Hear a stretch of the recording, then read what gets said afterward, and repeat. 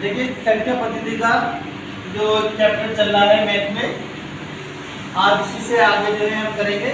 कल हमने जो है पिछली वीडियो में जो हमने सीखा था गुणात्मक संख्याओं का इकाई अंक ज्ञात करना, और आज जो है हम घातांकी संख्याओं का इकाई अंक ज्ञात करना सीखेंगे। जैसे मान लीजिए हमारे पास में कोई संख्या है 2, 4 और इसकी पावर कितना है 25 है, तो हमें ये ज्ञात करना है कि इसमें इकाई अंक कितना होगा। ठीक है, इसके लिए क्या करना होगा, हमें सबसे पहले हमें लिखना होगा 25। ठीक है नहीं, 25 को अगर हम 4 से भाग करते हैं तो 4 छंग 24 बचा 1। ठीक है नहीं, अब यहाँ पर इकाई अंक कितना है, यहाँ पर 4 है। अब 4 की जो पावर है हमें कितना लिखना है, 1 लिखना है, तो इसमें जो है इकाई अंक कितना आ जाएगा, इसका इकाई अंक जो आ जाएगा 4 आ जाएगा। ठीक है, यहाँ पे लिख देते हैं इसका नाम इकाई अंक, इकाई अंक।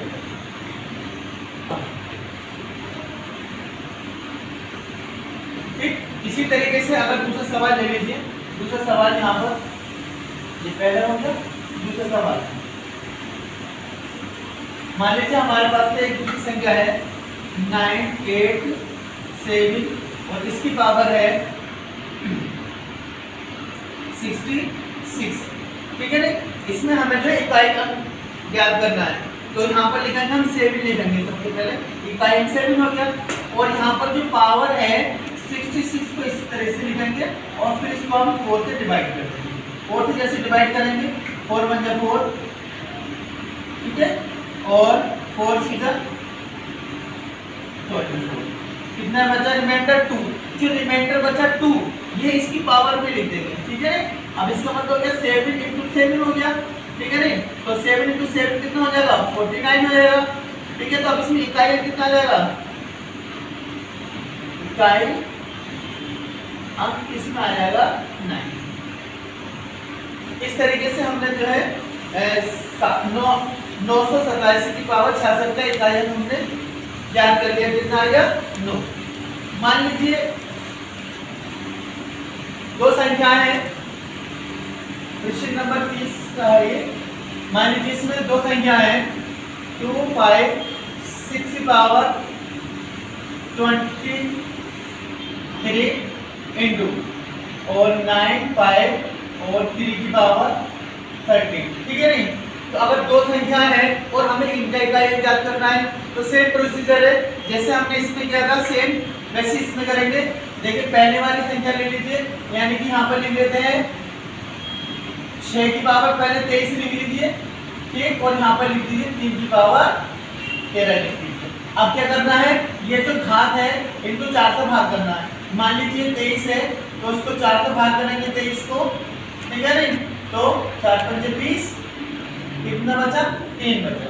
ठीक है नहीं, अब यहाँ पर क्या है, इसकी 6 की घात कितना लिखेंगे 3 लिखेंगे, और यहाँ पर क्या है 3 की पावर 13 है, तो 13 को कितने से भाग करेंगे 4 से भाग करेंगे। ठीक है नहीं, तो 4 किया 12, 1 बचेगा, तो इसकी 3 की पावर कितना आ जाएगा, यहाँ से 1 आ जाएगा।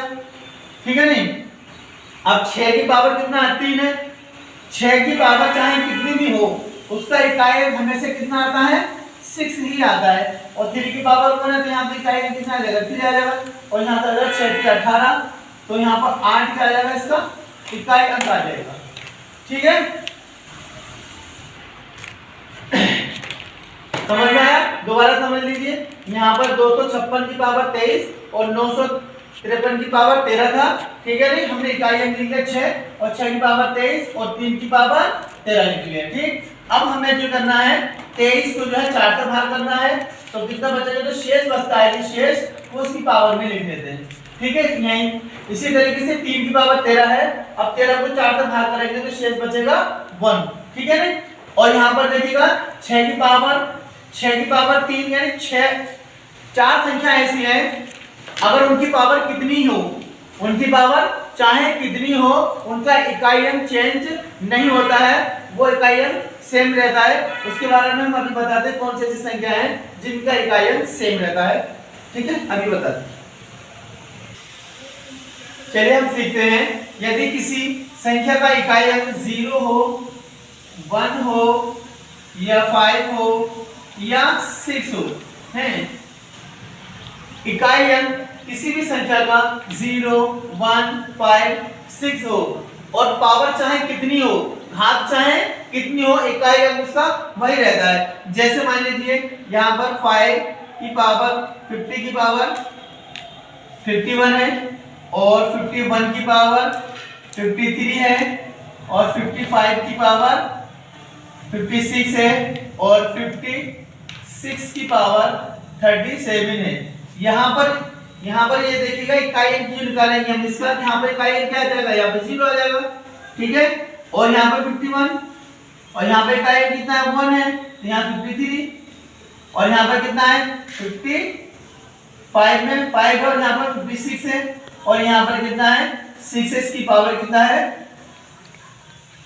अब चाहे इन वाली संख्याओं में हमें 4 से भाग करना नहीं पड़ता है। यदि इकाई अंक 0, 1, 5, 6 दे रखा है तो इन कंडीशन में हमें 4 से, ये जो घात है इन घातों को 4 से भाग नहीं करेंगे बल्कि डायरेक्ट लिख देंगे, क्योंकि इनका मान सेम रहता है, इनकी वैल्यू सेम रहती है, यूनिट प्लेस सेम रहता है। यानी कि 0 की जगह 0 नहीं रहेगा, चाहे पावर कितनी हो, 1 की जगह 1 ही रहेगा, चाहे पावर कितनी हो, 5 की जगह 5 ही रहेगा, पावर चाहे कितनी हो, और 6 की जगह 6 ही रहेगा इकाई अंक, चाहे पावर कितनी हो, घात कितनी हो, ठीक है जी। अगर हम इसका इकाई अंक ज्ञात कर रहे हैं तो जब गुणा में संख्या होती है 0, तो चाहे उसके बाद में कितनी भी संख्या जो गुणा हो रही हो, मल्टीप्लाई हो रही हो, तो यहाँ पर क्या आ जाएगा, उसका इसकी वैल्यू क्या आ जाएगी, 0 आ जाएगी, यानी इकाई अंक आ जाएगा इसका 0। इकाई अंक कितना आया इसका 0। ये इस तरीके इस सवाल का जो है आंसर हो जाएगा।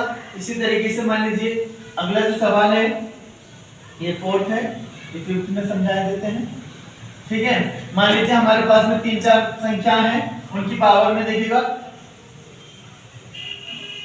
यहाँ पर 65 की पावर 56 एंड 91 की पावर 61 और 36 की पावर 36। हमें इन संख्याओं का इकाई अंक ज्ञात करना है। देखिए इन संख्याओं में देखिए हमने बताया 0, 1, 5, 6, ठीक है नहीं। यदि इकाई अंक है तो उनको जो है, उनकी जो पावर है, उनकी जो घात है 4 से भाग नहीं करेंगे, ठीक है। जैसे मान लीजिए यहाँ पर कितना है, तो 5 की पावर कितना है 56 है और 1 की पावर कितना है 61 है और यहाँ पर कितना है 6 की पावर 36 है। तो हमें इनकी जो घातें यहाँ पर जो घातें हैं इनको जो है 4 से भाग करना नहीं पड़ेगा, और क्या बोलते हैं यहाँ पर जो है 5 रहेगा यूनिट प्लेस और यहाँ पे 1 रहेगा, यहाँ पे 6 रहेगा, ठीक है। 5 बन जा 5, ठीक है नहीं, और 5 6 30 और यहाँ से जो आ जाएगा यूनिट प्लेस क्या आ जाएगा इसका 0 आ जाएगा। तो इस तरीके से एक आंसर इसका जो है मतलब आसानी से हम ज्ञात कर सकते हैं। यहाँ से हम जो है 4 से भाग करने की जरूरत इसमें नहीं है। और भी इनसे मिले जुले सवाल अभी नेक्स्ट आगे कराते हैं, ठीक है।